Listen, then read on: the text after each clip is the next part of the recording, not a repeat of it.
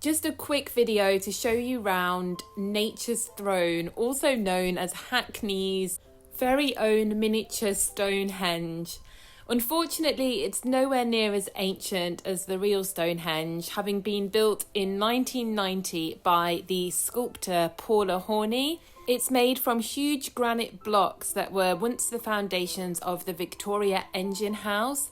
The stones have then been etched with carvings of local flora and fauna, and some of them have got holes in. They definitely look a bit alien-esque. You can find this modern day Stonehenge at the former Middlesex Filter Beds, which is a nature reserve in Hackney, and it's got some beautiful grounds and it's along the canals, which makes it a perfect location for an afternoon stroll.